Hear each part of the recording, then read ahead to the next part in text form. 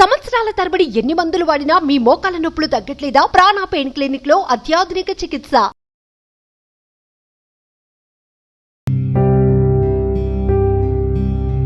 చెప్పు లక్ష్మి, డాక్టర్ కళ్యాణ్ చక్రవర్తి గారు ఉన్నారు. నువ్వు ఒక్కసారి డాక్టర్ గారితో డైరెక్ట్ గా మాట్లాడతానని అడిగావు. చెప్పమ్మా, ఏం సమస్య ఏంటి? భయం లేకుండా నిర్భయంగా ధైర్యంగా చెప్పమ్మా.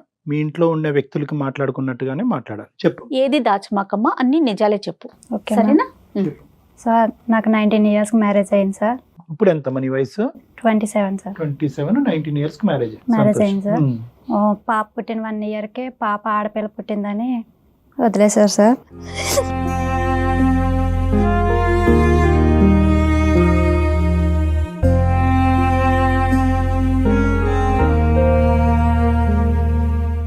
కాదమ్మా, పెద్దల పెళ్ళేనా అది? ఫస్ట్ అది పెద్దల పెళ్ళి. ఎంతకాలం కాపురం చేసిన తర్వాత పొమ్మన్నాడు? పెళ్ళయి 3 నెలలకి ప్రెగ్నెన్సీ వచ్చింది సార్. అది వచ్చింది. ప్రెగ్నెన్సీ వచ్చాక పాప పుట్టిందని హాస్పిటల్లో తెలిసింది. తెలియగానే నేను ఫోన్ చేసి వాళ్ళకి చెప్తే పాప ఆడపిల్లని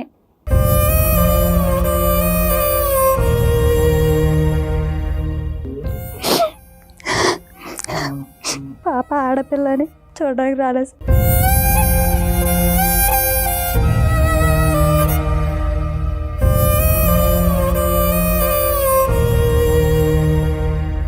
ఏం చేస్తున్నాడు అతను? ఏం చేశాడు? వ్యవసాయం పని చేసేవారు. వ్యవసాయం. మరి అత్తయ్య మామయ్య మీ కుటుంబం ఎట్లా? వాళ్ళు వ్యవసాయం పని చేసేవారు. వాళ్ళు కూడా అదే మాట మీద ఉండేవారు సార్. ఆడపిల్ల కదా, ఆడపిల్ల అయితే మేము రాము, ఆడపిల్ల కదా ఎప్పుడో చూడడానికి వస్తాంలే. మీ భర్తలు ఎంతమంది అమ్మా? మీ భర్తకి అన్నదమ్ములు అక్క చెల్లెలు ఉన్నారా? ఇద్దరు అక్కలు ఉన్నారు. మరి ఇంకేమి ఆడపిల్లలు ఉన్నారు కదా ఇంట్లో. అయితే ఆడపిల్లని చూడడానికి రాలేదు సార్. అలాగే ఇంకా ఆ పాప నా దగ్గరే ఉండిపోయింది. ఆ పిల్ల సంవత్సరాలు. ఎంత ఫైట్ చేసావు లక్ష్మి? ఎంత ఫైట్ చేసావు? పొమ్మను గానీ వచ్చేసావా, లేదంటే ఫైట్ చేసావా? పెద్దలు వచ్చారా నీ తరపున?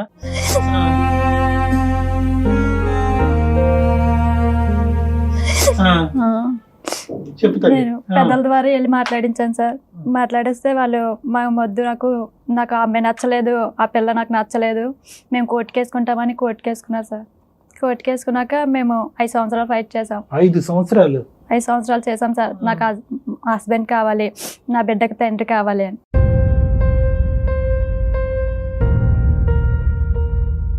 సో ఫైనల్ గా 5 సంవత్సరాల పాటు పోరాడిన తర్వాత ఏం జరిగింది నాన్న? 5 సంవత్సరాలు పడాక పిల్లనిచ్చేయమన్నారు సార్. పిల్లనిచ్చేయమంటే పిల్లని ఎలా పెంచుతావు? భార్యతో పాటు ఆడపిల్ల వద్దు గానీ ఓన్కి ఆడపిల్ల అయితే కావాలా అంటే నువ్వు ఎలాగ ఇవ్వనేమో. కాదు డాక్టర్ గారు, అసలు ఆడపిల్ల పుట్టిందనే ఈ అమ్మాయిని వద్దనుకున్నాడు కదా, మళ్ళీ పిల్లను ఇచ్చేసే భార్య వద్దంటే? ఇప్పుడు నువ్వు ఏదో విధంగా విసిగి వేసారిపోయి కోర్టు పరిధిలోంచి నువ్వు తప్పుకోవాలి అంటే కనుక ఏంటంటే నీ దగ్గర ఉండేటటువంటి నీ ప్రాణం ఏదంటే నీ పిల్లని నాకు ఈ అంటే కనుక అమ్మ ఇది ఇంకో 5 సంవత్సరాల పాటు తిరిగి నా పిల్లలు కూడా నాకు కాకుండా పోతుందని ఒక తల్లి ఇంకేం చేస్తామ్మా? ఏదో సాక్కుంటాను పిల్లని చెప్పుకుని ఎత్తుకుని వచ్చి నీకు దన్నారా బాబు, నువ్వు లేకపోయినా పర్వాలేదని అంటే ఏమైనా ఇచ్చాడమ్మా? ఏమి ఇవ్వలేదు సార్. పిల్ల పేరుని ఏదైనా ఇమ్మన్నారు కోర్టు, ఏమి ఇవ్వలేదు సార్. ఏమన్నా ఆస్తులు అట్లా ఏమన్నా ఉన్నాయా వాళ్ళకి? ఉన్నాయి సార్, భూమి గేదెలాగా ఉన్నాయి. మెయింటెనెన్స్ అదేం అడగలేదమ్మా? నెలసరి బ్రతుకు తెరుగు గురించి ఏం అడగలేదా? అలాగే ఏం అడగలేదు. అంటే మేము 50,000 కట్నం ఇచ్చాం, 50 లక్ష ఇచ్చాడు సార్. ఇచ్చాడు, ₹1,00,000 ఇచ్చాడు. ఏం మాత్రం ₹1,00,000? పిల్లకి ఏమి ఇవ్వలేదమ్మా? పిల్లకి ఏమి స్కూల్ ఫీజులు కడతానని ఆ ఒప్పందాలు ఏం జరగలేదు? ఏమీ అనలేదు సార్. అదొక్కటే అడిగాడు, పిల్లనిస్తే పెంచుతా లేకపోతే సత్య పారేస్తాను.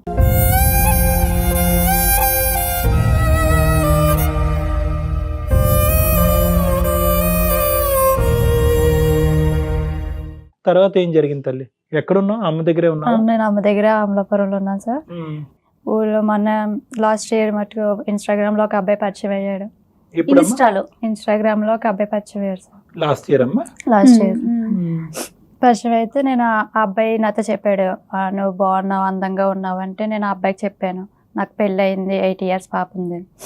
తీసుకున్నాను, పాప ఉంది అంటే. ప్రస్తుతం హైదరాబాద్ లోనే ఉన్నాను సార్. ఇంట్లో పాచి పని చేసుకుంటా బ్రతుకుతున్నాను సార్. ఇంట్లో అప్పుడు ఎక్కడ ఉన్నావు? ఈ అబ్బాయి పరిచయం అయినప్పుడు ఇన్స్టాగ్రామ్ అమలాపురంలో అక్కడే ఉన్నావు. అక్కడ ఏమైనా చేసేదాను అమ్మా విడాకులు అయిన తర్వాత? ఇంట్లోనే ఉండేదాన్ని? లేదు సార్, అక్కడ చిన్న పనులు ఉంటాయి కదా, వ్యవసాయం పనులకి వెళ్ళేది. అమ్మ నాన్న చూసుకునేవారు? నాన్న లేరు సార్, అమ్మ ఒక్కతే. అమ్మ లేదు, నాన్న లేరు, చనిపోయారమ్మ నాన్న? అవును. అమ్మ ఒక్కతే. అమ్మ ఒక్కతే. నువ్వు అక్కడే చిన్న చిన్న పనులు చేసుకునేదానివి. మరి మధ్యలో సంబంధాలు చూడలేదమ్మా అమ్మాయిలు విడాకులు అయిన తర్వాత? లేదు సార్, నేను ఆ పిల్లని ఎవరో సరిగ్గా చూసేవాళ్ళు రారేమో అని నేను ఇప్పుడు చేసుకోలేదు. పాప బట్టి నువ్వు నిర్ణయం తీసుకోవాలి కదా. తీసుకోలేదు. సరే తల్లి. ఇతను ఎవరమ్మా? ఇతనితో ఏమైంది? ఇన్స్టాగ్రామ్ లో పరిచయం అయ్యాడు మ్యామ్. నేను ఇలాగనే చెప్పాను, నాకు పెళ్లి అయ్యింది, విడాకులు అయ్యింది, నాకు ఒక పాప ఉంది. అయితే ఆ అబ్బాయి ఓ 4 రోజులు చాటింగ్ చేసి నేను పెళ్లి చేసుకుంటాను, నీ బిడ్డకి తండ్రి స్థానాన్ని ఇస్తాను అని నమ్మించాడు. వాడి పరిస్థితి ఏంటమ్మా? వాడు ఎక్కడ ఉంటాడు, ఏం చేస్తాడు? ఆ అబ్బాయి బెంగళూరులో ఉంటాడు సార్, మెకానిక్ వర్క్ చేస్తాడు. కలిసారా మీరు? ఓన్లీ పరిచయం మాటల వరకేనా తల్లి? మాటల వరకే మ్యామ్. 1 నెల మాట్లాడుకున్నాం. తర్వాత ఆ అబ్బాయి నీకు మంచి జీవితాన్ని ఇస్తాను అని నా పిల్లకి ఒక 4 రోజులు ఇంకా మ్యారేజ్ ఫిక్స్ అవుతుంది అనగా పాప పేరున ఒక అకౌంట్ తీపించాడు. కదా వాడికి అమ్మా ఈ 4 రోజులు చాటింగ్ లో ఏం నడిచింది అది కొద్దిగా చెప్పు నాన్న. వాడు ఎక్కడుంటాడు, వాళ్ళ అమ్మ నాన్న ఎక్కడ, వాడు బెంగళూరులో ఎలా ఉండేవాడు, వాడికి ఇంతకు ముందు పెళ్లి అయ్యిందా? 1,00,000 ప్రశ్నలు ఉంటాయి, ఇందులో ఒకటైనా అడిగావా? లేదు సార్, నేనేమి అడగలేదు. ఏ ఊరు ఎక్కడ ఉంటారో అది ఒక్కటే అడిగాను సార్. ఓన్లీ పిల్లకి స్థానాన్ని, తండ్రి స్థానాన్ని, నీకు భర్త స్థానాన్ని ఇచ్చేటప్పటికి మీరు పడిపోతారమ్మా. సరేలే, ఏం అనుమానం రాలేదారా? అమ్మ నాన్నకి అన్నావా, అమ్మ నేను ఇలా ఒకటితో ఇన్స్టాగ్రామ్ లో చాటింగ్ చేస్తున్నాను, ఎవరికైనా చెప్పావా? 2 స్థానాలు ఆ అబ్బాయి ఇస్తానన్నాడు. పెళ్లి చేసుకుంటాడు అనగానే నేను మా ఇంట్లో వాళ్ళకి చెప్పాను. చెప్తే మా ఇంట్లో వాళ్ళు వద్దు, అట్లా నమ్మొద్దు అంటే ఆ అబ్బాయి డైరెక్ట్గా మా అమ్మ వాళ్ళది నెంబర్ అడిగి వాళ్ళకి ఫోన్ చేసి మీ అమ్మాయికి మంచి జీవితం ఇస్తాం, మీ మనవరాలకి తండ్రి స్థానాన్ని ఇస్తాం, ఆ బిడ్డను బాగా చూసుకుంటానంటే ఇంకా తెలియగా నాకు ఇంకేం కావాలి, అదే నా బిడ్డను చూసుకోవడమే కదా కావాలని 8 years అలాగా ఆగాను. చుట్టుపక్కల వాళ్ళు కూడా పెళ్లి చేయవా పెళ్లి అప్పుడు చేయవా కూడా అతను మీకు డైరెక్ట్ గా కలవలేదు? కలవలేదు. ఫోనుల్లోనే, అంతా ఫోనుల్లోనే. అవును. ఏ తల్లి?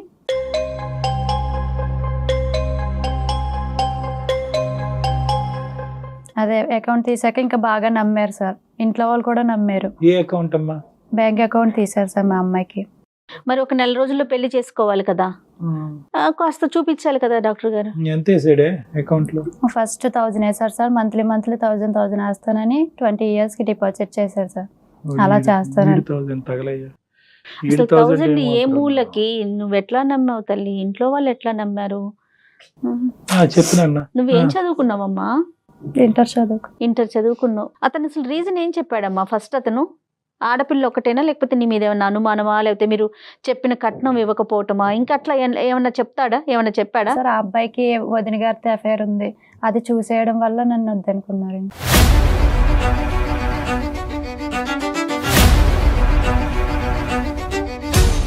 అది కదమ్మా, రెండో పెళ్లి అమ్మాయి, ఒక 8 సంవత్సరాలు 7 సంవత్సరాల కూతురు ఉంది, ఎవరికి అభ్యంతరం లేదారా? వాళ్ళ అమ్మకి గట్ట చెప్పలేదు సార్. కూతురు అనేమో అది ముఖ్యం. సో ఏమన్నాడంటే కనుక కూతురు పుట్టింది, ఇంకో పెళ్లి అయిందనే అంశం దాచిపెట్టు అని నిన్ను అన్నాడు. అది నువ్వు దాచిపెట్టావు. పెళ్లి మొదటి పెళ్లి కూడా దాచిపెట్టావు. ఇతనికి ఒక్కడికే తెలుసు, వాళ్ళ అమ్మకి తెలియదు. వాళ్ళ అమ్మకి ఎవరికీ తెలుసు. చూడండి కళ్యాణ్ గారు ఎంత తెలివిగా చేశాడంటే, పిల్లుందన్న విషయం ప్రపంచానికి తెలియకూడదని చెప్పాడు. కానీ నువ్వు ఎట్లా నమ్మావమ్మ? కన్న కూతుర్ని నువ్వు చూపించొద్దంటే అతన్ని ఎట్లా నమ్మి మోసపోయావు? ఏం లేదమ్మా, ఇదంతా వాడు ఒక గేమ్ ఆడాడు. నువ్వు దేని గురించి అయితే ఆశపడి కక్కుర్తుపడి ఆశిస్తున్నావో కరెక్ట్ గా అది బాగా రీడ్ చేశాడు. అది ఏమీ లేదు. నీ కూతురికి నేను తండ్రిగా ఉంటాను, నీకు ఒక భర్త స్థానాన్ని కల్పిస్తాను, అందులో ఇంతకు ముందు పెళ్లి కానివాడు ఇంత ఇలా పరిగెట్టుకుని వస్తున్నాడంటే ఆటోమేటిక్ గా కాపాడటానికే వస్తున్నాడని చెప్పి నువ్వు బొట్లో పడ్డావు. ఇప్పుడు ఎవడైతే ఇన్స్టాగ్రామ్ గాడు ఉన్నాడో వాడి చేతిలో నీ జుట్టు పెట్టావు. అంటే పిల్లని చూస్తాను, పిల్లకి తండ్రి స్థానాన్ని ఇస్తానంటే నేను కష్టపడేదల్లా వృధా అనిపించింది. ఇన్ని రోజులు కష్టపడి ఇంకెన్ని రోజులు కష్టపడతాను. అర్థం కాదమ్మా, ఒక తల్లి స్థానం, ఒక తండ్రి స్థానం, ఒక తల్లి కల్పించలేదా ప్రపంచంలో? ఒక తల్లి కల్పించలేదా? ఎందుకు తండ్రి స్థానం అనేటటువంటిది ఎందుకు అంత ఇంపార్టెంట్? ఇలాంటి రాక్షసులను ఎందుకు మీరు రెడ్ కార్పెట్ వేస్తారు? పోనీ ఫస్ట్ నమ్మితే నమ్మావు. అలాంటి నీ పిల్లని ప్రపంచానికి మా అమ్మకే నేను పరిచయం చేయను అన్నప్పుడు అప్పుడైనా నీకు అనుమానం రావాలి కదా. నీకు రాకపోతే రాకపోయింది. మీ ఇంట్లో పెద్ద ఆవిడ, మీ అమ్మగారు, ఆవిడకన్నా రావద్దు, లేకపోతే అన్న ఉన్నాడు అతనికన్నా రావద్దు. సిన్సియర్ గా లవ్ చేసినట్టే అనిపించిందమ్మా చాటింగ్ లో? ఏదో ఆ చాటింగ్ ఒకటే ఇక్కడ ఉంది కాబట్టి చండాలంగానే. చాటింగ్ లో సిన్సియర్ గా లవ్ చేసినట్టు అనిపించిందా నీకు? సరిగా చెప్పినట్టే చెప్పాడు సార్ అన్నీ. ఇంకా అమ్మాయి నమ్మింది డాక్టర్ గారు, ఇంకా అంతే. ఒక్కటే చెప్పేవాడు సార్, నీ బిడ్డను అట్లా బాగా చూసుకుంటాను, నీ బిడ్డ తండ్రి స్థానాన్ని ఇస్తాను, నీ బిడ్డను ఒక రేంజ్ లో పెడతాను, నీ బిడ్డను మంచి చదివిస్తాను అంటే ఇన్ని రోజులు తండ్రి లేని అంటే ఎట్లాంటి పరిస్థితిలో పెరిగిందంటే ఆ బిడ్డ కూడా ఎవరి బట్టలైనా ఆ పిల్లకి వేసేదాన్ని. ఎవరికైనా బట్టలు లేనప్పుడు ఆ పిల్ల బట్టల ఎవరికైనా ఇస్తుంటే ఆ పిల్ల బట్టలు మేము వేసుకోము అని హీనంగా మాట్లాడేవారు మ్యామ్. అంటే తండ్రి లేని పిల్లని అట్లా మాట్లాడేవారు, తక్కువ అని చూసేవారు అని.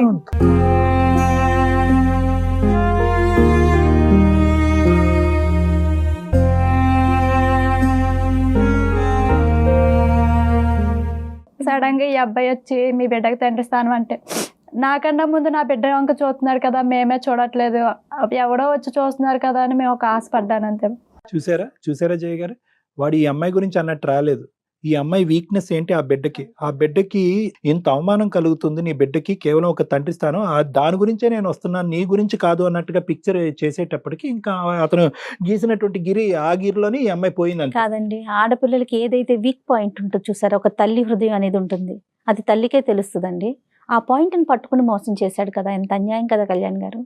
తర్వాత ఏమైందమ్మా? తిరుపతి కొండ మీద పెళ్లి చేశారు మ్యామ్. పెళ్లి చేశాక నేను వాళ్ళతో పాటు వెళ్ళిపోయాను. నన్ను ఒక్కదాన్ని వాళ్ళు తీసుకెళ్లారు. పర్లేదు, 3 నెలలు బాగానే గడిచింది. 3 నెలలు గడిచాక మరి ఏమనుకున్నారో తెలియదు, నాకు ప్రెగ్నెన్సీ అని తెలిసింది. ప్రెగ్నెన్సీ అని తెలిసాక వారం రోజుల నుంచి మా అత్త డ్రింకులు ఇవ్వడం, మజ్జిగ కలపడం, ఆ అమ్మాయి చేత్తోనే ఇచ్చేది, ఏది ఇచ్చినా ఒక ఫ్రూట్ ఇవ్వడం, నువ్వు బలంగా వీక్గా ఉంటున్నావు, బలంగా తిను అని బలవంతంగా పెట్టేది.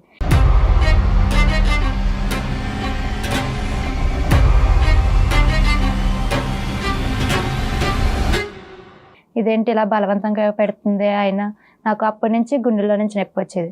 గుండెలో నుంచి నొప్పి వస్తే నేను వాళ్ళకి చెప్పాను, నాకు ఇలా గుండెలో నుంచి నొప్పి వస్తుంది, నాకేం పెట్టద్దు, నాకు ఏదో చూడండి అంటే, నువ్వు తిని తిరక్క అట్లా అనిపిస్తుంది, తిని తిరుగుతూ ఉండు అని ఒకరోజు అట్లానే మజ్జిగిచ్చి తిరుగని పైకి పంపించారు. అలాగే మజ్జిగ తాగేసి పైకి వెళ్ళి తిరిగి కిందకు వస్తుంటే మెట్ల మీద నుంచి పడిపోయాను. బ్లీడింగ్ అయిపోతుంటే నేను డాక్టర్లు పిలిచి నాకు ఏదో అయిపోతుందంటే, బ్లీడింగ్ అవుతుంది నీకంటే, మా హస్బెండ్ వచ్చి ఆమె ప్రెగ్నెన్సీ అన్నారు. ప్రెగ్నెన్సీ అయితే లేదు, ప్రెగ్నెన్సీ పోయిందంటే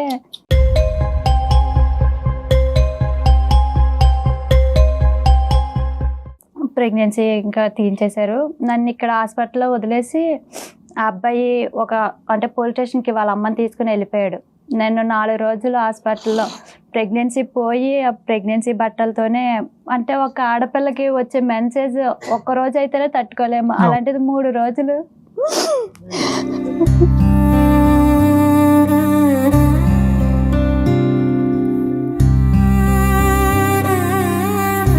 ఎవరు లేరు నాకు తోడు, మా అమ్మ లేదు, హస్బెండ్ లేడు, ఎవరు లేరు. ఎట్లా అంటే వచ్చేటట్లందరూ నీకు వైద్యం చెయ్యము, నువ్వు వెళ్ళిపో, లేకపోతే బయట పడిసేయమంటే ఒక ఆడదాని బాధ ఎట్లా ఉంటుంది.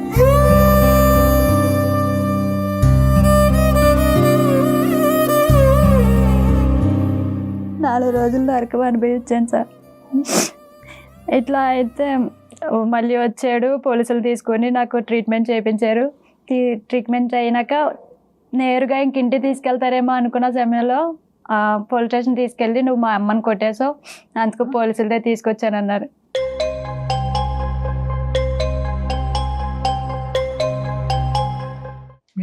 వాళ్ళ అమ్మని కొట్టావమ్మా నువ్వు? నేను కొట్టలేదు సార్, నేను ఏమీ చేయలేదు. హాస్పిటల్ నుంచి మహానుభావుడు పోలీస్ స్టేషన్ తీసుకెళ్లి పోలీస్ స్టేషన్ లో అన్నాడు, నువ్వు మా అమ్మని కొట్టేసావు, మీ అమ్మాలకి ఫోన్ చేశారు, నువ్వు పోలీస్ స్టేషన్కి రాకపోతే మీ అమ్మాలని జైల్లో పెడతానని.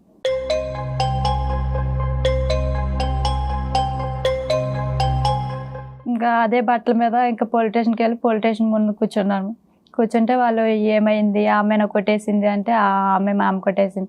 అయితే దెబ్బలు చూపించమన్నాను సార్ ఆమెను అంటే, ఆమె నెత్తి మీద కట్టుకుని వచ్చి, దెబ్బలు పైన ఉన్నాయి, బుర్ర చేతులు కొట్టేసింది, ఇదిగో కొవ్వు దెబ్బలు ఉన్నాయి చూడండి అని అవి చూపించింది. చూపించాక ఇంకా అది అయిపోయింది.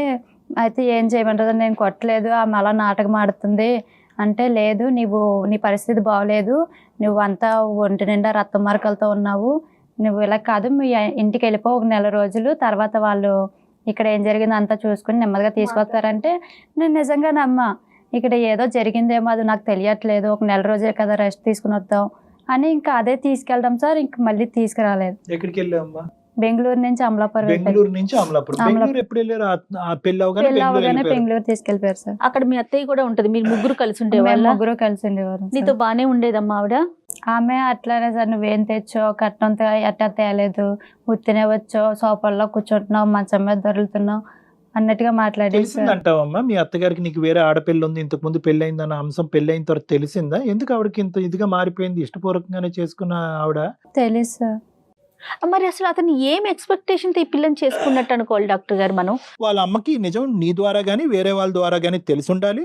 ఇదేం దరిద్ర కొట్టు పని చేసుకుని వచ్చావరా నువ్వు, నాకు ఫస్ట్ మ్యారేజ్ చేసుకునేటటువంటి అమ్మాయి కాకపోగా ఒక బిడ్డకి తల్లిని తీసుకొచ్చి పెళ్లి చేసుకోవటం ఏంట్రా బాబు అని ఆవిడ వాళ్ళ అమ్మ accept చేయలేకపోయిందేమో. ఏమొచ్చి అతని బ్రెయిన్ లో ఏదైనా బీజం నాటి పెట్టుండాలి, ఏదో ఒకటి జరిగి ఉండాలమ్మా. లేదంటే కనుక ఇంత తొందరగా ఇలా వెరిగిపోయి ఏకంగా పోలీస్ స్టేషన్కి వెళ్ళి హత్యాయత్నం చేశారనే కేసు పెట్టడం అన్నది జరగదు. పెళ్ళి అయిన 16 రోజులకే మెల్ల పుత్తులు మార్చుతారంట మ్యామ్. అయితే మేము ముందే చెప్పాం మా దగ్గర ఏమీ లేని పరిస్థితి మాది, డబ్బులు ఏమీ లేదు, మేము తర్వాత ఏమి ఇచ్చుకోలేము, కట్టుబట్టలతో వచ్చారు, చూసుకుంటే అట్లా చూసుకోండి లేకపోతే లేదు అని అన్ని ముందుగా చెప్పుకున్నాక సరే మాకు అలాగే ఇష్టపూర్వకంగా చేసుకుంటామని చేసుకున్నా. పెళ్ళైన 16 రోజులకి నీ పుస్తలు మార్చాలి, మీ అమ్మని 10,000 అడుగు అడిగితే మా అమ్మ స్కూల్లో ఆయా కింద పనిచేసేది, వచ్చేది 6,000, అది మా పిల్లని చూసుకోవాలి, ఇంటి కట్టాలి, పరిస్థితులు బాగాలేదు, మీరు అది చేయలేకపోయారు, అది వేరే విషయం. చేయలేకపోయాం. అప్పటి నుంచి నన్ను తిడతా ఉండేది ఆమె, నువ్వు ఇంకా ఆవిడ ఫైనాన్షియల్ గా అంటే డబ్బు పరంగా ఆలోచించింది. నేనేమి తేలేక సార్ వాళ్ళ అక్క చెల్లెలు అనేవారు, ఆ పిల్ల ఏం అన్నది ఇప్పటికే వదిలించేసుకో, ఇంకా ఎంత అవ్వలేదు కదా 3 నెలలు అయింది, ఇప్పుడే పంపించేదాన్ని, ఇప్పుడు పంపించకపోతే తర్వాత పంపించలేరు అని. ప్రెగ్నెన్సీ అని తెలిసాక కూడా వాళ్ళు ఎవరు హ్యాపీగా లేరు మ్యామ్. మా ఇంట్లో వాళ్ళకి చెప్పొద్దని వాళ్ళే ఇంట్లో వాళ్ళకి చెప్పుకొని చేసుకున్నాను. సో ఆవిడకి ఏమొచ్చి వీళ్ళు బ్రెయిన్ వాష్ చేయటం, ఎవరిని ఆడపడుచులు బ్రెయిన్ వాష్ చేయటం, ఆవిడ కాస్త ఏమొచ్చి ఇంకా నీ మీద గ్రజ్జి పెంచుకోవటం. ఎప్పుడైతే ప్రెగ్నెన్సీ వచ్చిందో ఇంకాస్త ఏంటంటే ఇది ఇంకా పర్మనెంట్ అయిపోద్ది, ఈ అమ్మాయి ఇంకా కూర్చుండిపోద్ది అని చెప్పి ఇంకా ప్రెగ్నెన్సీ తీపించేసేటటువంటి ప్రయత్నంలో ఆ జ్యూస్ లో ఏమైనా కలిపారని అనుమానం అమ్మ నీకు? అవును సార్. మత్తు వచ్చేదమ్మా డ్రింక్ తాగగానే ప్రతిసారి? మత్తు వచ్చేది సార్, పడుకుని పోయేదాన్ని.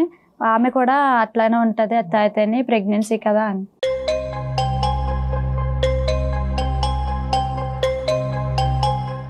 మీ ఆయన కూడా అందులో ఉన్నాడా? ఆ డ్రింక్ ఆ జ్యూస్ బహుశా ఏమైనా కలిపి ఉంటే కనుక అందులో మీ ఆయన కూడా పాత్రదాడేనా, లేదంటే అతను తెలియకుండా ఇచ్చారు? లేదు సార్, ఇచ్చారు. ఆ అబ్బాయి కూడా నేను ఒకవేళ తాగకపోతే బలవంతంగా పట్టేవాడు.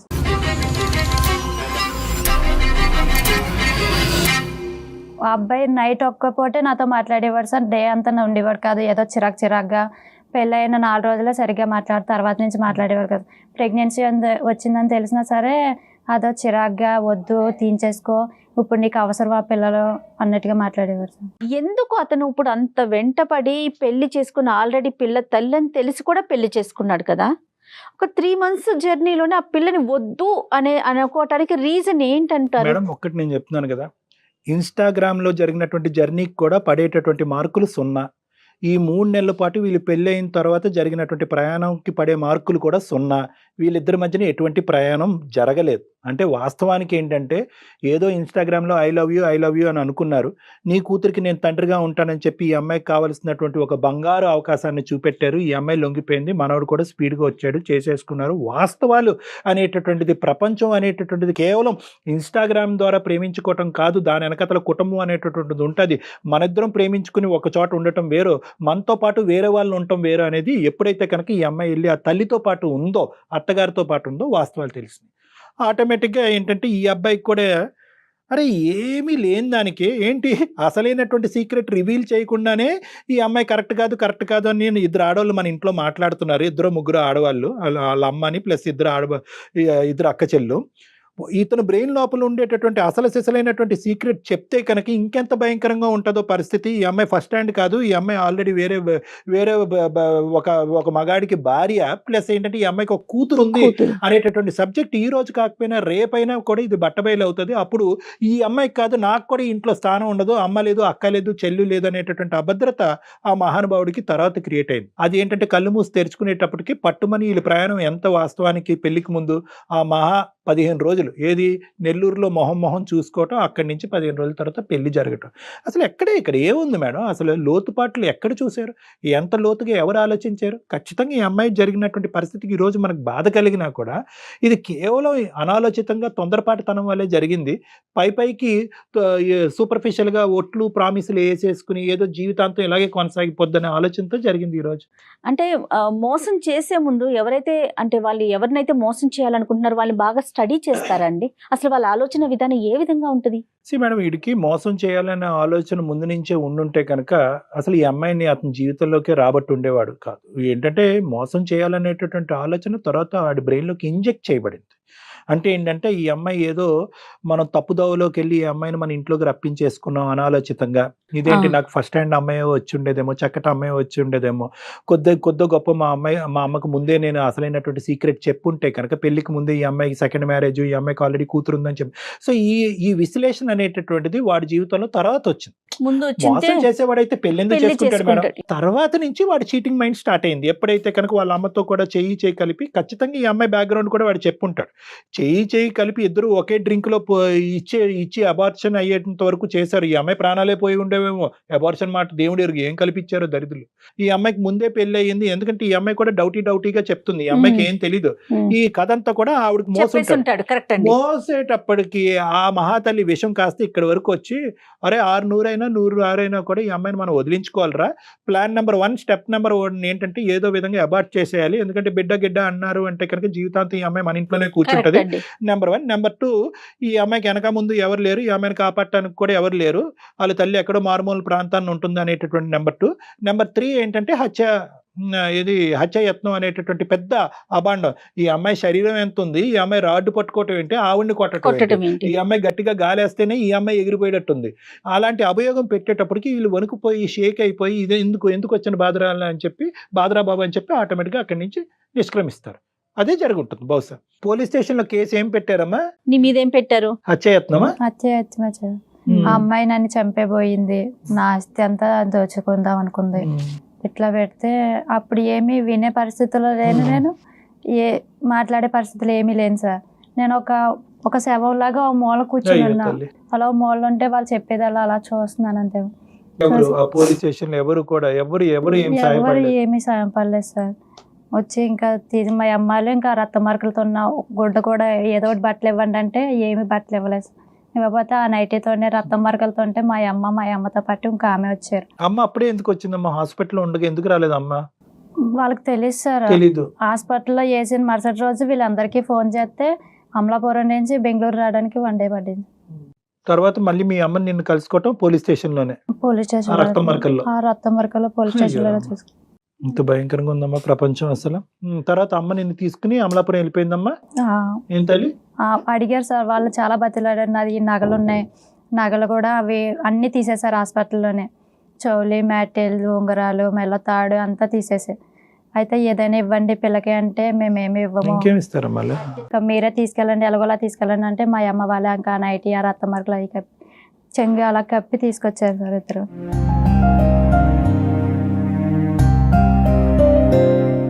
ఇంకా ఊళ్ళో తలెత్తుకుని తిరగలేక ఆడవాళ్ళు ఆడదాన్ని కాకిలు పడిచినట్టు పడుస్తాయి. ఇదేంటి 2వ పెళ్లి చేసుకుంది, ఇలాగైంది ఏంటి, 20 కదా, కూతురు బాగా చూసుకుంటాను అంటుందని ఆడదే శత్రువు అయిపోయింది సార్.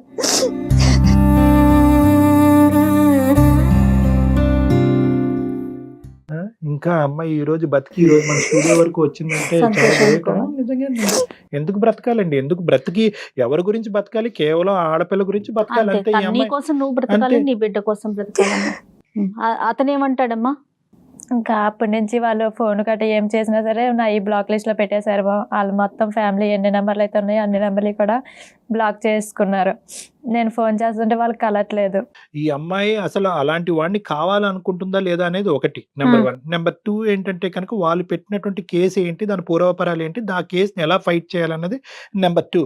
నెంబర్ 3 ఏంటంటే కనుక వాడిని దులుపుకోగలిగితే కనుక ఈ అమ్మాయి పాప ఈ అమ్మాయి సేఫ్ గా ఫ్యూచర్ లో ఎలా కొనసాగలేదు. సో ఈ 3 ఛాలెంజెస్ మనకు ఉన్నాయి. ప్రస్తుతం పాప ఎక్కడుందమ్మా? నాతో పాటు తెచ్చేసుకున్నావా? అమ్మ దగ్గర ఎందుకు అన్నది? స్కూల్ కి వెళ్తుంది ఇక్కడ. అమ్మని కూడా తెచ్చేసుకున్నాం సార్. అమ్మని కూడా తెచ్చేసుకున్నాం. ఇంకా ముగ్గురు ఒక ఇంట్లో పాచి పని చేసుకుంటూ బ్రతుకుతున్నాం. ముగ్గురు 3 చోట్లమ్మా? ఒకే ఇంట్లోనది? ఒకే ఇంట్లో. వాళ్ళ ఇంట్లోనే మేము ముగ్గురు. పాప స్కూల్ కి వెళ్తుందా?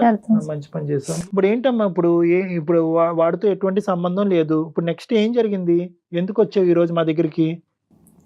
నేను ప్రతిరోజు ఒక ఆడపిల్లని పెట్టుకుని, అంటే ఒక విధవరాలు ఉంటుంది, ఒక మొగుడు వదిలేసిన వాళ్ళు ఉంటారు, ఇలాగా వెనకాల తల్లిని చూస్తాను, పిల్లని చూస్తానని ఎవరు వెళ్ళద్దు.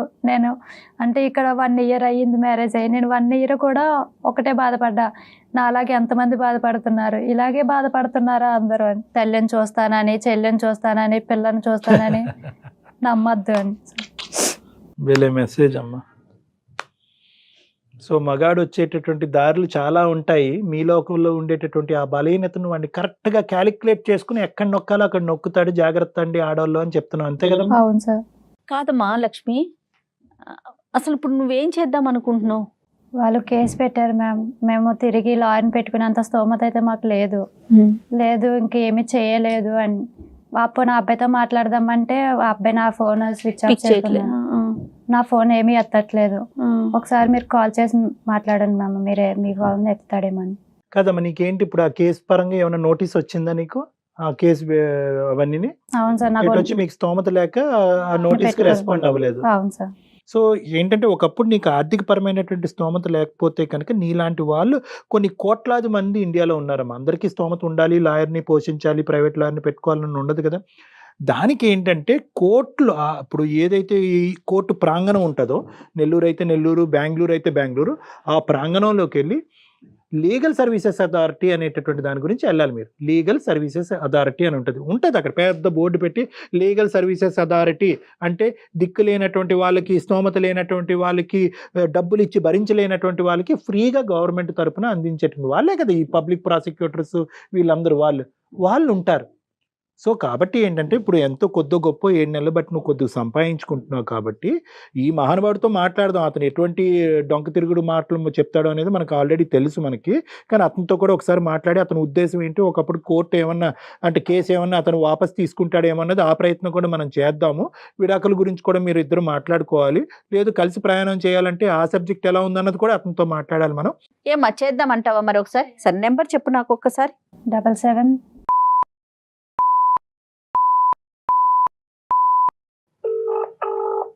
ఏం పేరమ్మా? హరీష్. హలో, హరీష్ గారండి? అవునండి. నమస్తే అండి, నేను జయానండి, అందమైన జీవితం ప్రోగ్రాం నుంచి మాట్లాడుతున్నాను. చెప్పండి మేడం. మాతో పాటు ఈ ప్రోగ్రాంకి లక్ష్మి అని మీ భార్య అండి, తను వచ్చింది. ఓకే. తన బాధను చెప్పుకుంటా ఉంది. ఒకసారి డాక్టర్ కళ్యాణ్ చక్రవర్తి గారు కూడా ఉన్నారు, ఆయన సలహా కోసం స్టూడియో దాకా వచ్చిందండి. మీరు అవకాశం ఇస్తే ఒక్క 5 minutes మీతో మాట్లాడదామని కాల్ చేశాను. ఏం మాట్లాడతారు మేడం? ఆ అమ్మాయి మా అమ్మగారిని కేసు కూడా పెట్టాం మేము. ఆల్రెడీ అటెంప్ట్ టు మర్డర్ చేయబోయింది. ఆ అమ్మాయి మీ అమ్మగారిని అటెంప్ట్ టు మర్డర్ చేయపోయిందండి? అవునండి. ఓకే, ఒక్క నిమిషం అండి. హరి గారు నమస్తే నాన్న. హరి చెప్పండి. అరే ఇప్పుడు కోర్టు పరిధిలో ఉండేటటువంటి అంశాల గురించి మాట్లాడటానికి మాకు ఎటువంటి అధికారం లేదు. కానీ ఏంటంటే ఈ అమ్మాయి ఒక బాధితురాలి స్థానంలో ఈ రోజు మా దగ్గరికి ఒక ఆడపిల్ల వచ్చి తన బాధను ఎలా చెప్పుకుంది అంటే, ఓకే ఆ అమ్మాయి మీ అమ్మగారిని కొట్టబోయిందా, చంపబోయిందా అనేటటువంటిది కోర్టు పరిధిలో తేలవలసినటువంటి అంశం. అది కూడా ఇప్పుడు వరకు మేము అమ్మాయికి చెప్తున్నాం, కోర్టును ధిక్కరించద్దమ్మా, ఎవరినైనా ధిక్కరించు, నీకు లీగల్గా హెల్ప్ కావాలంటే అది మేము ప్రొవైడ్ చేయడానికి, లేదంటే మేము ఒక గైడెన్స్ ఇవ్వడానికి మేము రెడీగా ఉన్నాం. ఆ అంశం పక్కన పెడదాం. ఇక్కడ ఏంటంటే ఇక్కడ ముఖ్యంగా మీరు మాకు ఒక 5 minutes కేటాయించడానికి ఒప్పుకున్నారు కాబట్టి నా మనసులో ఉన్న వేదన నేను చెప్తా. ఒక ఆడపిల్లకి ఏమండి హరి గారు, ఒక ఆడపిల్లకి మన సమాజంలో మీ తల్లి కూడా ఒక ఆడపిల్లే, మీ అక్క చెల్లెలు కూడా ఒక ఆడపిల్లే.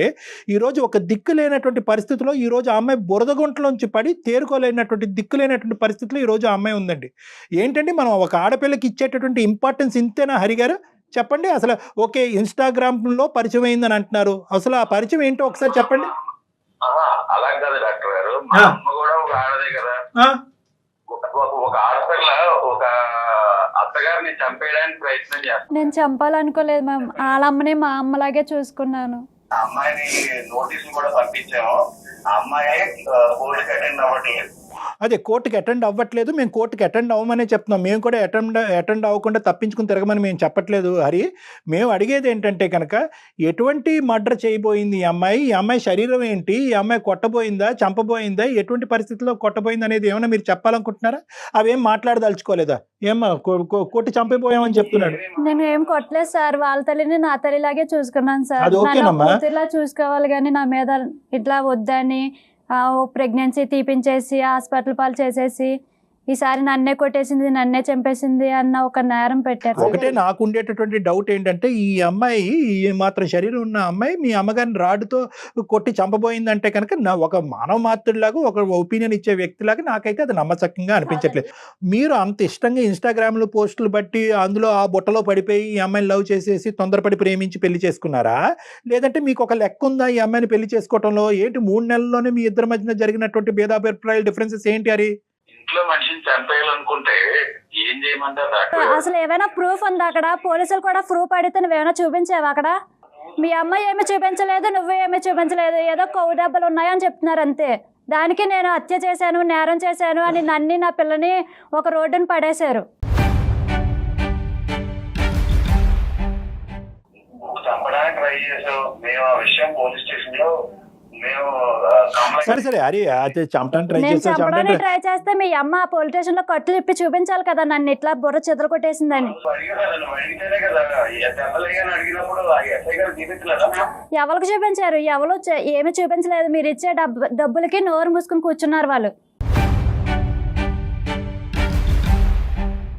కాదండి, అబార్షన్ అయ్యి ఆ పిల్ల ఒకటే హాస్పిటల్లో పడుంటే కనీసం మీరెవ్వరు కనీసం మానవత్వంతో కూడా ఆలోచించకుండా పట్టించుకోకుండా. ఆ అమ్మాయిని జాయిన్ చేసిందే నేను. మా అమ్మని కొట్టేసేసి ఏమీ తెలియదంటే కళ్ళు తిరిగి పడిపోయినట్టు నటిస్తే ఏమైందో అని చెప్పి నేను ఆ అమ్మాయిని హాస్పిటల్లో జాయిన్ చేసి పైకి వెళ్ళి పనికి వెళ్ళిపోయినాడు, వచ్చి నన్ను ఎలా జాయిన్ చేశారు మ్యామ్? నువ్వు పనికి వెళ్ళావంట, నువ్వు అక్కడ లేనేలేవంట, నువ్వు ఎక్కడ జాయిన్ చేసావు? ఎప్పుడు జాయిన్ చేసావు హాస్పిటల్లో? ఇరుగు పొరుగు చూసి నన్ను హాస్పిటల్లో జాయిన్ చేసి నీకు ఫోన్ చేస్తే నువ్వు నా హాస్పిటల్కి వచ్చావు. రక్త మరకలతో ఉన్న నన్ను మీ అమ్మ గొడవ చెప్తున్నావు కానీ నాకు ట్రీట్మెంట్ చేయాలని చెప్పట్లేదు వాళ్ళకి. మీ అమ్మాయికి అంతకు ముందు పెళ్లి అయ్యిందని బిడ్డ ఉందనేటటువంటి అంశం మీ తల్లి గారికి చెప్పావా, అప్పటికి దాచిపెట్టావా? చెప్పలేదండి. మీ అమ్మకి మనకు పాప ఉందని చెప్పకు అని ఆమె చెప్పింది. నేను చెప్పలేదు సార్, అదంతా అబద్ధం సార్. ప్రతిదీ కూడా నా దగ్గర ఆ అబ్బాయి టైప్ చేసిన ప్రతిదీ వాట్సాప్ లో ఉంది సార్. మెసేజ్లు అందుకే నన్ను నమ్మించడానికి పెళ్లికి ముందే నాకు పిల్లకి బ్యాంక్ అకౌంట్ తీసి ఇగో నీ పిల్లకి మంత్లీ తెస్తా, నన్ను ఇట్లా నమ్ము అలా నమ్ము అని ఆ పిల్లడే. డబ్బులు వేసారులేండి, డబ్బులకేమి 1000 రూపాయలు చాలా ఎక్కువ అమౌంట్ వేశారు కానీ. అది ఇక్కడ కాన్ఫ్లిక్ట్ ఏంటంటే హరి నువ్వు చెప్పొద్దన్నావంట. అప్పుడు ఆ అమ్మాయి ఏం భయపడిందంటే ఆ అమ్మాయి ఇప్పుడు దయనీయమైనటువంటి పరిస్థితులు ఏంటంటే నీ తండ్రి వస్తే చెప్తాను సార్, ఆ అమ్మాయే నాకు మా ఇంట్లో చెప్పొద్దని చెప్పింది. చెప్పొద్దని చెప్తే కనుక నువ్వెందుకు అయిపోతావులే గానీ, భలేవాడివే గానీ నువ్వెందుకు అయిపోతావు? నువ్వు ఎంతకాలం చెప్పకుండా ఉంటావు? రేపొద్దున పండగ పబ్బానికి ఎక్కడ అదేం దాచిపెట్టేదని? అదేమన్నా ఎలక పిల్ల దాచిపెట్టడానికి? నువ్వు అదే ఈ కాకమ్మ కబుర్లు అన్ని చెప్పొద్దులే గానీ, ఇప్పుడు బేసికలీ ఆ అమ్మాయికి ఏంటంటే తండ్రి తండ్రి తండ్రి అనే స్థానం గురించి నీ వెనకట్లు వచ్చింది. నువ్వేమొచ్చి ఆ అమ్మాయికి పెద్ద కాలీఫ్లవర్ పెట్టావు చెవులో, నేను చెప్పనని చెప్పి ఆ అమ్మాయిని నమ్మింది. ఫైనల్ గా నువ్వు చెప్పావా లేదా మీ అమ్మగారికి? చెప్పానండి.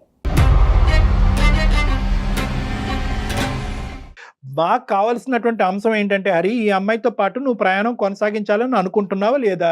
ఏ కారణాల చేత ప్రేమించి పెళ్లి చేసుకున్నావా? తొందరపాట వాస్తవా? ఎందుకు ఆ అమ్మాయి లేదు? కొనసాగించాలనుకోవట్లేదండి, కొనసాగించాలనుకోవట్లేదు. కన్న తల్లిని చంపేయబోయిన అమ్మాయితో నేను ఎలా కలిసి ఉంటానండి? నువ్వు అదే పాట పాడతావు. ఇంకా అది కాదయ్యా, ఇప్పుడు ఆ కేసు అనేటటువంటిది కోర్టులో తేలుతుంది. ఎందుకంటే అక్కడ నువ్వు కూడా ప్రత్యక్ష సాక్షి కాదు.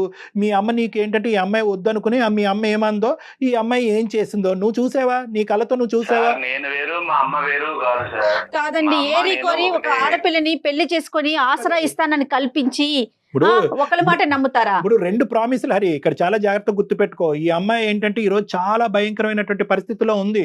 కొట్టి చంపేబోయింది అనేటటువంటి అంశాన్ని ఈ రోజు పక్కన పెడితే కనుక ఈ అమ్మాయికి నేను దిక్కుగా ఉంటానని నువ్వు ఎంటర్ అవ్వలేదు. ఆ పిల్లకి నేను తండ్రిగా ఉంటానని ఎంటర్ అయ్యావు. 2 ఆశలు 2 కోరికలతో ఆ అమ్మాయి ఈ రోజు నీ జీవితంలోకి ఎంటర్ అయ్యేటప్పటికి 3-4 ముచ్చట చేసావు. అసలు నీ క్లారిటీ జీవితం మీద ఒక క్లారిటీ ఒక ప్లాన్ ఉంటే కనుక అసలు చేసుకోకుండా ఉండవలసింది. నువ్వు ఇన్స్టాగ్రామ్లో పోస్టులు అవి చూసేసి అవేవో మాస్క్లో దేనిలో పెట్టి చేసేటటువంటి పోస్టులు బట్టి అబ్బా ఈ అమ్మాయి ఎంత అద్భుతంగా చేస్తుంది, ఎంత అద్భుతంగా ఉంది అనేటటువంటి లూప్లో నీకు కావాల్సిన బిస్కెట్లు అన్నీ అమ్మాయికి వేసావు. ఆ బిస్కెట్లకి ఈ అమ్మాయి పడిపోయింది. అమ్మో తండ్రి వచ్చేస్తున్నాడు అని చెప్పి కూతురికి తండ్రి వచ్చేస్తున్నాడు అని చెప్పి అసలు కూతురే లేనట్టుగా నాటకం ఆడుతూ నీ జీవితంలోకి ఎంటర్ అయింది. మరి పిచ్చిమోహం ఈ అమ్మాయి. ఇవన్నీ నువ్వు ఆడినటువంటి నాటకం కాదా ఇదంతా? ఆ ఇన్స్టాగ్రామ్లో పోస్ట్లో ఉన్నట్టుగానే బయట జీవితంలో కూడా ఉంటుంది, అదే గొప్పగా ఉంటుంది అనేటటువంటి ఉద్దేశంతో నీ కుర్రతనంతో నువ్వేమొచ్చి ఈ అమ్మాయికి లేనిపోని కోరికలన్నీ పుట్టించి ఈరోజు ఆ అమ్మాయిని మోసం చేసావు.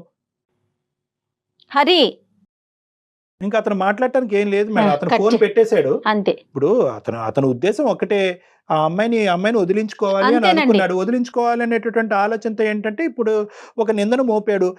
నిందే అనేటటువంటి విధంగా ప్రూవ్ చేసుకోవాల్సినటువంటి బాధ్యత ఈ అమ్మాయి మీద ఉంది. ఎందుకంటే హరి కూడా అక్కడ ప్రత్యక్షంగా లేడు. వాళ్ళ అమ్మ చెప్పింది, పోలీస్ స్టేషన్కి వెళ్ళారు, కేసు పెట్టారు, కేసు ఫైల్ అయింది, కోర్టు వరకు వెళ్ళింది. కోర్టుని ధిక్కరించకుండా చూసుకోవాల్సినటువంటి బాధ్యత ఈ రోజు కానీ లక్ష్మి మీరు మీద. మధ్యలోనే ఒక మాట చెప్పారు కళ్యాణ్ గారు, 100కి 100% కరెక్ట్ అండి. వాళ్ళ అమ్మకి విషయం తెలుసు, తెలుసు మేడం, అదే చెప్పాడు పాప ఉంది అనే విషయం వాళ్ళ అమ్మకి తెలిసింది. ఎప్పుడైతే వాళ్ళు యాక్సెప్ట్ చేయలేరో ఇతనికి ఇంజెక్ట్ చేశారు, వెంటనే అతను రివర్స్ అయ్యాడు. కరెక్ట్ చేయగలరు. ఇప్పుడు నువ్వు చేయవలసింది ఏంటంటే ఈ కోర్టు పరంగా ఏదైతే నీ కేసు నీ మీద పడిందో, ఆ అభియోగం ఏదైతే పడిందో అది ఖచ్చితంగా ఈ రోజు కాకపోయినా రేపైనా కూడా అది నువ్వు తేల్చుకోవాల్సినటువంటి అవసరం ఉంది. ఎందుకంటే కోర్టుని ధిక్కరించావనేటటువంటి ఉద్దేశంతో కూడా నీకు పనిష్మెంట్ రావచ్చు. ఓ ఎందుగురించి ఏ బిడ్డ గురించి అయితే అతను వెనకతలు వెళ్ళి తండ్రో అని వెళ్ళావో ఆ బిడ్డ గురించి నువ్వే తల్లి నువ్వే తండ్రిగా బతకటం నేర్చుకో. ఆ అమ్మాయి ఏంటంటే ఒక్కసారి కోర్టు పరిధిలోకి అడుగు పెట్టి నాకు legal services authority free service నాకు కావాలి, నాకు పెట్టుకోవడానికి స్తోమత లేదన్నా అనుకుంటే నేను ఇచ్చేటటువంటి దానికంటే 100 రెట్లు ఎక్కువ సలహాలు లీగల్గా వాళ్ళు ఇస్తారు ఈ అమ్మాయికి. తప్పకుండా అండి, తప్పకుండా. అది ఎట్లా అప్రోచ్ కావాలనేది మళ్ళీ మనం మాట్లాడదాం. ఓకే లక్ష్మి, ధైర్యంగా ఉండు, పని చేసే చోట జాగ్రత్తగా చేసుకో. ఏమ్మా? ఓకే అమ్మా. ఓకేనమ్మా, ఓకే అమ్మా. ఆల్ ద బెస్ట్ అమ్మా. Thank you.